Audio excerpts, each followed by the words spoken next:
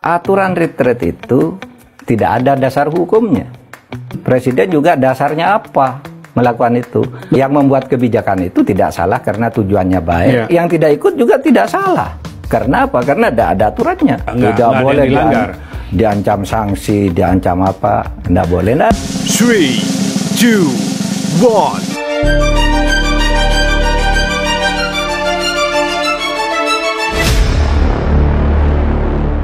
Ada yang menarik dengan kebijakan retret yang diinstruksikan oleh Presiden Prabowo. Tapi kemudian muncul pertanyaan, sebetulnya itu instruksi dan kewenangan kekuasaan siapa?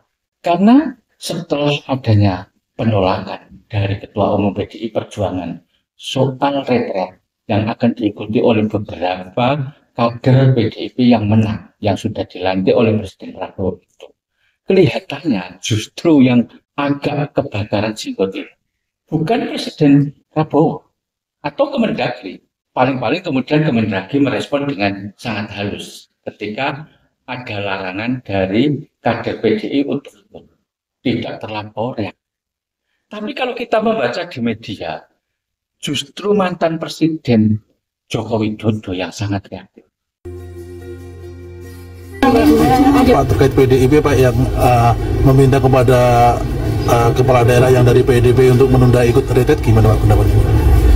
Ini kan urusan kepemerintahan, yang diundang kepala daerah, yang mengundang presiden, ya mestinya hadir, datang, karena mereka dipilih oleh rakyat dan untuk kepentingan rakyat, bangsa dan negara, bukan untuk yang lain. Bahkan kalau kita baca di salah satu media itu, Presiden Jokowi itu mewajibkan kepala daerah untuk ikut retret di Akmil, Magelang. Karena itu untuk kepentingan rakyat dan bangsa. Pertanyaan saya itu, apa kewenangan dari mantan Presiden Jokowi sehingga ikut serta menginstruksikan keikutsertaan kepala daerah yang baru saja dilantik dalam kegiatan retret di Akmil? Jangan-jangan memang itu adalah bagian dari skenario Presiden Jokowi untuk melakukan koordinasi dan konsolidasi dengan beberapa kepala daerah yang sebenarnya adalah dari berbagai unsur partai. Kita bisa kilas balik. Memang pola-pola menyatukan di suatu tempat itu selama ini sering dilakukan oleh Jokowi ketika menjabat presiden.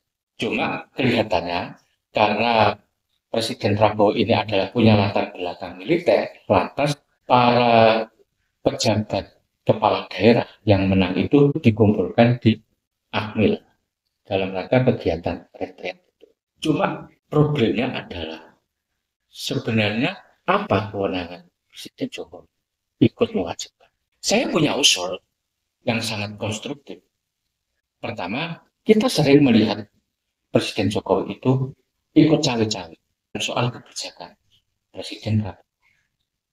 Kemudian yang kedua, banyak hal yang cawe-cawe Presiden Jokowi, alangkah baiknya kemudian itu dilembagakan saja melalui sebuah keputusan undang-undang.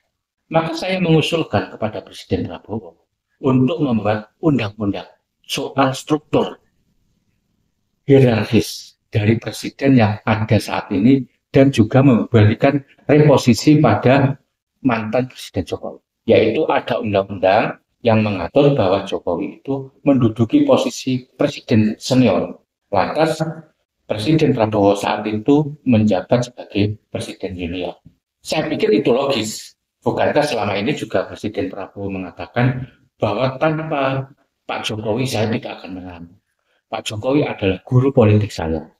Daripada itu lebih bersifat kultural dan emosional, kan mending sekalian kemudian dilembagakan dalam sebuah kelembagaan yang formal, yaitu ada undang-undang. Saya pikir itu hal yang menarik. Jika kemudian Presiden Prabowo merespon dan kemudian merumuskan pola hubungan antara Presiden Jokowi dan Presiden Prabowo saat ini dalam tata kelola pemerintahan yang ada.